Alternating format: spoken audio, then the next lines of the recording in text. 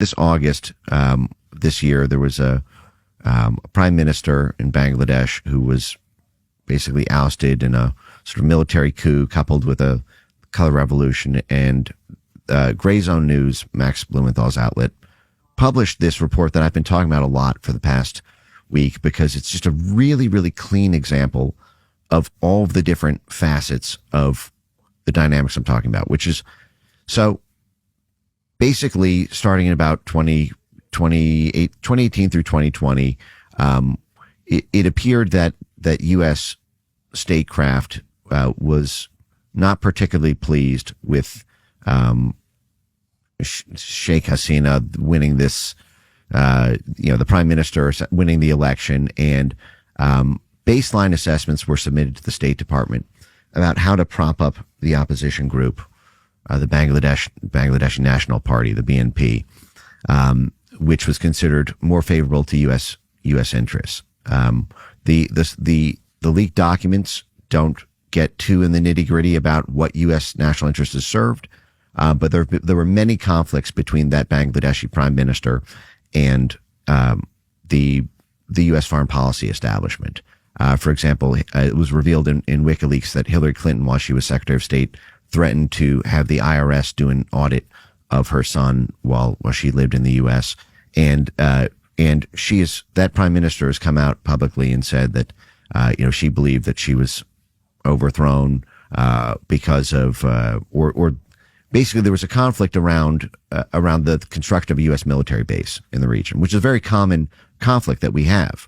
Oftentimes, foreign countries don't like having a big fat U.S. military base installed, on. They don't want foreign troops on their soil. Who does? Right. They don't want 500 acres of their land. They don't want to provoke, foreign powers. This is what's playing out in Romania with Georgescu and the cancellation of the elections. And it's just like a giant NATO base right now. Right. Well, they're building the Europe's largest NATO base currently, which faces straight out at the Black Sea at Crimea. But there was this, but she had been refusing to build a U.S. military base. So let's just.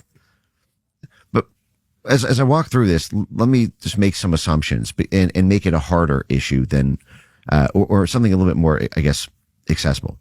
Let's just say it really is vital to U.S. national interests to build that military base in Bangladesh to counter Chinese influence, and the Bangladeshi prime minister doesn't want to do it. And so our foreign policy planners decide we need to do regime change. And whether or not you agree that's a good or an evil thing to do, I'm not even weighing into the morality of it. What if it is the declared or discrete policy of the U.S. government, the State Department and the White House and the National Security Council all agree this government, we should pursue regime change, all options to destabilize that country in order to weaken the existing government and to build up our network of democratic institutions and activists in order to either win the next election or in order to, do a color revolution style, ousting where the prime minister has to flee in a helicopter. And what was done in this case in Bangladesh, and these leaked documents from the Gray Zone show this in gratuitous detail, is that the National Endowment for Democracy's Republican arm, the International Republican Institute, they have 4 core forces, but 2 of them are political branches. There's the NDI, the National Democratic Institute for Democrats, and there's the IRI, the International Republican Institute for Republicans. And what the IRI submitted to the State Department in 2019, 2020, after they got walloped trying to back the Bangladeshi National Party in the recent past election, was a plan to destabilize Bangladesh politics. That's a direct quote: destabilize Bangladesh politics. By working with, they listed 170 pro-democracy activists, 304 key informants, and then they did a baseline assessment of the different ethnic groups and cultural cleavage points that they could exploit in order to effectively,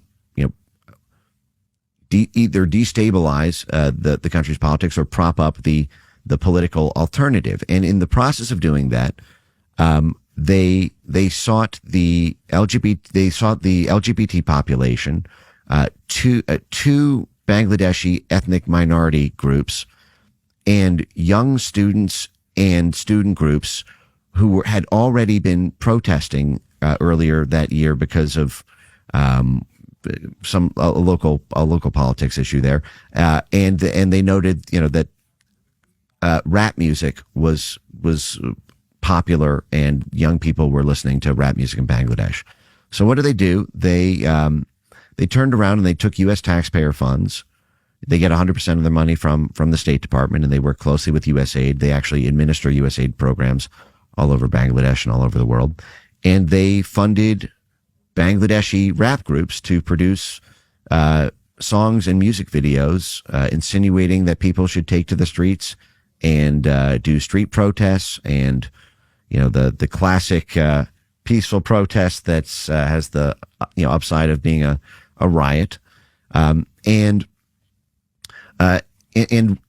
one of in IRI's baseline assessment submitted to the State Department, they talked about how one of the songs that they paid for was designed to sow resentment at the sitting government, and basically undermine the popularity of the government. So you have one sponsored song to get people to take the streets, another sponsored rap song to get people to distrust their government, and then basically the baseline assessment revealed that these groups were the ones who would be receptive.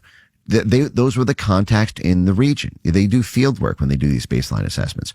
What if the baseline assessment, or the strategic assessment, happens to reveal that the highest ROI for soft power projection is with very unseemly groups and activities? This is, for example, how we end up funding terrorist groups and paramilitaries, and very extreme, because oftentimes when you have a popular government, it's the coalition of the fringes and the extremes and the weirdos and the criminals and the prostitutes. This was in an NED memo in 2009 for Cuba, where the National Endowment for Democracy, they have something called the Journal of Democracy, and they talked about this exact phenomenon, that they might be able to mobilize the Afro-Cuban community to leveraging racial animus against the mostly white Cuban government, and taking note of proclivities for, I think it was prostitution, crime, and drugs, and how USAID might be able to swoop in and mobilize these people because a lot of them are really unemployed, and also USAID should fund the rap groups there because these populations all listen to rap, and they did. And this is another great gray zone.